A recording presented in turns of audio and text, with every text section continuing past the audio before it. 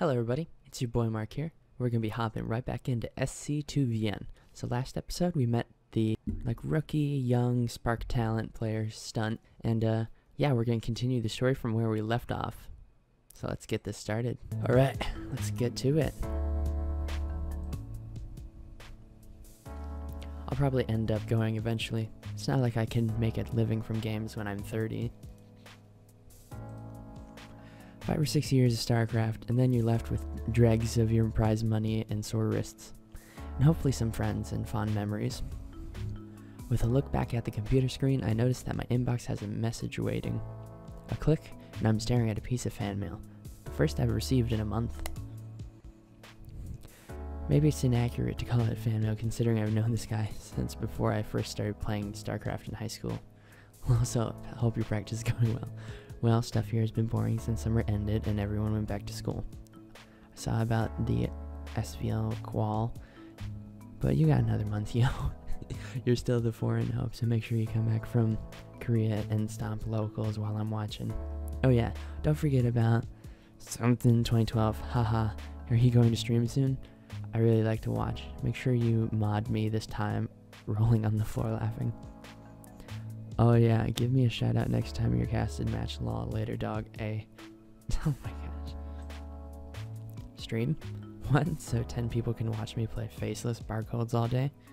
Pointless. Maybe if I got enough viewers to make some money. He and I really didn't even talk back in high school. It wasn't until he found out about my Starcraft skill after graduation that he tried to become my friend. I massaged my temples. Frustrated. All that message did was put me in a bad mood. Angry. Most of the people who follow Starcraft know less about the game itself than they do about the people playing it. I don't like that I'm expected to constantly bear the scrutiny of strangers. The community is what keeps the scene alive. I know it's wrong to loathe it, but simply knowing that doesn't make it any easier not to.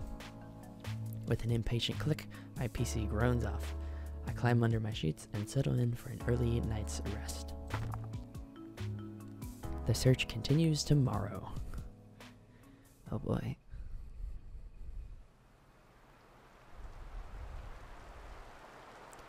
I wake to the sound of rain against my window. Judging by the light, it's morning. Dawns on me that I was supposed to play Stunt in a few practice games last night. Whoops, probably not a great move to blow off a player I just recruited. Breakfast this morning is as cold as usual, or at least since I took a chance on some street food. It was actually pretty good, but I ended up sick for a few days. I've stuck with cereal in the morning since then.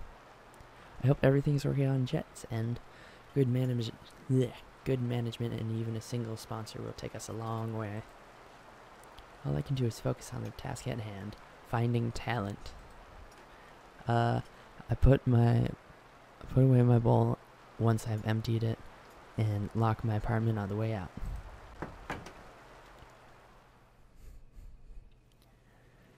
My sweatshirt's hood held up against the rain for most of the way, but my hair ended up soaked on the end. I shake my head dry once I'm inside, much to the annoyance of the guy at the Golden Zone Fire's front desk.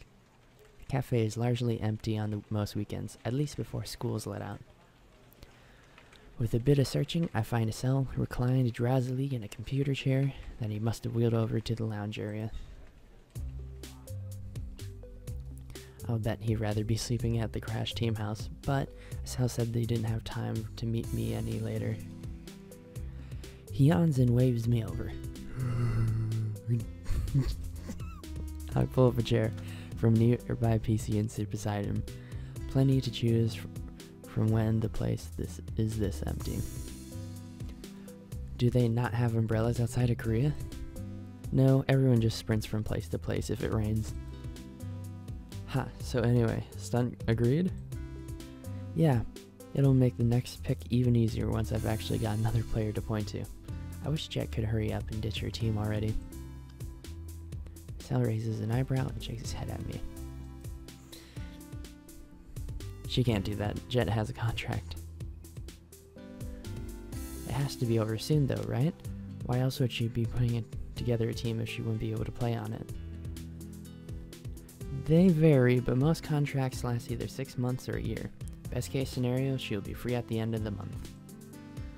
That makes sense. Victory Star League won't let anyone with a contract play without their team's approval. But maybe there's a rule against registering ahead of time? Whatever. I'm sure that Jet has figured out already. Right. Anyway, you said you got a lead on the next player, yeah? Yep. Guy named Reva. Flits in and out of top 8 of the ladder. He's won at least a dozen online tournaments this year. Wow, what race does he play? Here's the best part. He plays all 3. His Terran is his strongest, but he's known to switch between races during a long set. He'll even play random. Reva plays Zerg, Terran, and Protoss? Wow, sounds too good to be true. But this is where it gets weird. He's never turned up to a tournament in person, only plays online. Some people speculate that Reva is just an alias for a top player. I'm not convinced though. He's got a very specific playstyle. It's almost like playing against a highly advanced AI. Strong mechanically, but only goes for standard macro games. So how am I going to get in touch with him? Other teams have gone after a player that good. It won't be easy, but I got a plan. Not another bet match, please. It worked, didn't it? No, not this time. Reva's on a mean win streak. mean win streak in an online King of the Hill. 12 wins a row. Granted, most of his games have been against foreigners. It's based in Europe, so it's at a weird hour for us. Point is, you're going to enter tonight. Tonight? So I beat him and then use all that to convince him to join the team? Hold on, I didn't say anything about beating him. I mean, if you do, I'm not going to complain. You're gonna play an honorable macro game. Reva hates anything that's non-standard. Cheese, rushes, aggressive timings, all-ins, one-base build, that sort of thing. So you're going to play a slow, economy-based game instead. But if I play a game the exact style he's used to, won't I get stomped? Maybe, but it's your only chance to get on his good side. Play him, show off your skill, chat him up, and then recruit him. You make it sound so easy. Hey, you find your players if you don't like it. Hey, find your own players if you don't like it. I'm sure there are tons of strategy form scrubs willing to try out. He does have a point. I guess I'm staying in tonight. Fine. By the way, what are you so busy with this afternoon? Team League practice. Gotta drill a Zerg of ours to snipe the team Kai NE Terran Ace. The match is half a week away. Until then, practice, practice, practice. That's how we do it. Beneath his easy facade, I can't tell that Isal doesn't seem too pleased by the circumstance. Right then. Any tips against Reva before I go practice for tonight? Yeah, hope you like mech. It's all I can do not to groan. My favorite. Ah, jeez. The admin said it shouldn't be more than 5 minutes now. Reva just got finished extending his record to 13 wins. I've already warmed up for practicing all day, so there's no point in loading up a map to drill my micro or anything like that.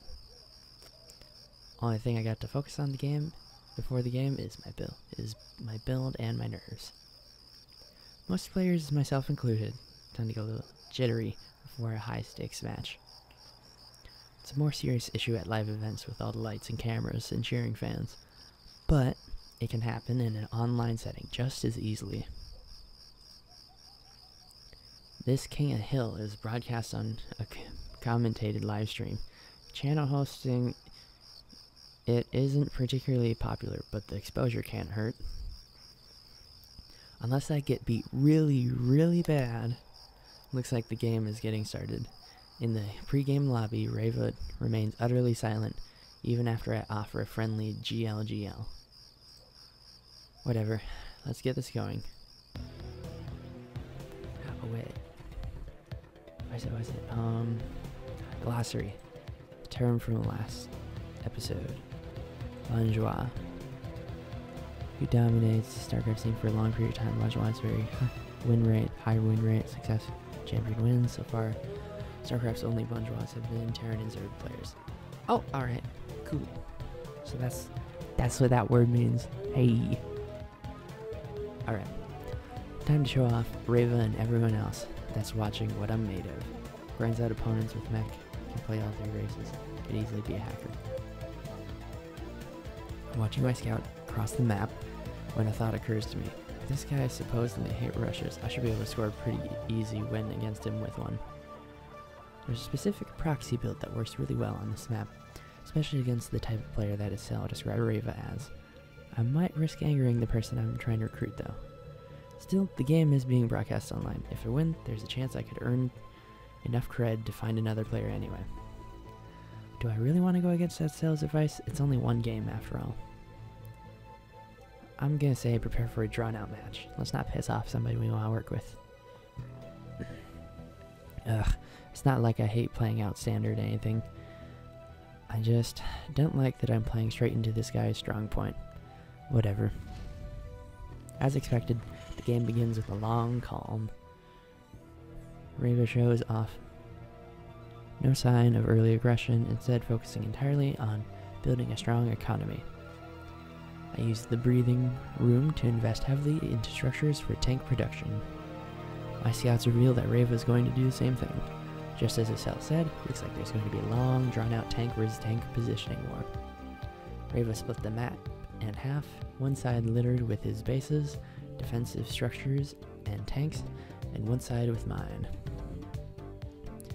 I'm not particularly comfortable with this style of play. I prefer an agile army accompanied by dropships, but it's next to impossible to break in, meching Terran if they have a strong economy.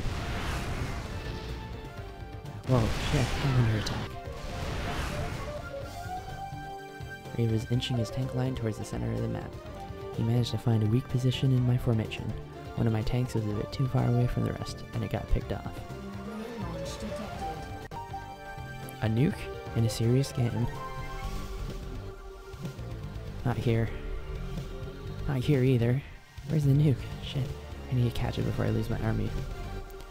Boom, there's the ghost. Oh? Oh. Okay, can't screw this up. I pop open a chat box and fire off a message. Your macro is too good, lol lol. For a while, no response. But just when I've given up hope that he'll message me back.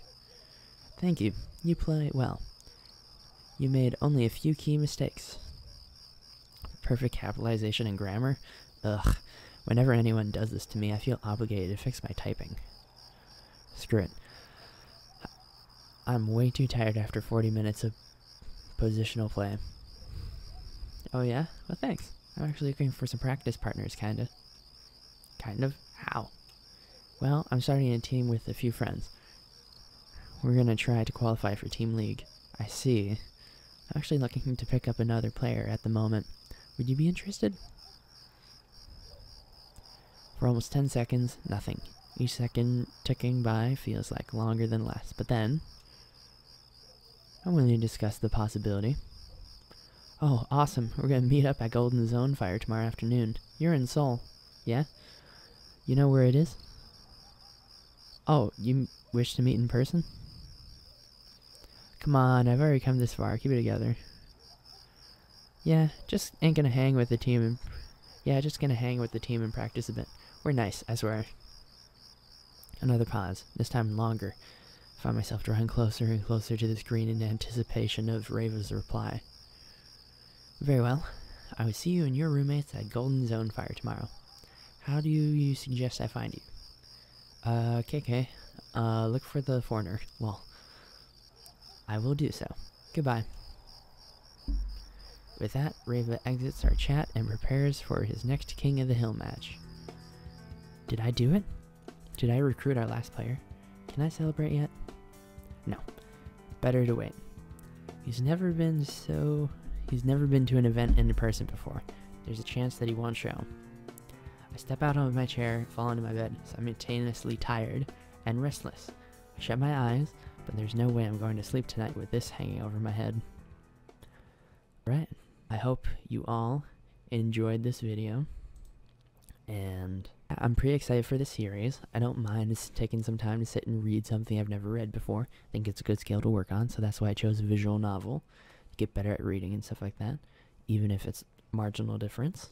Other than that, I hope you enjoyed this. Please like, comment, and subscribe, and I'll see you on the next one. Toodles!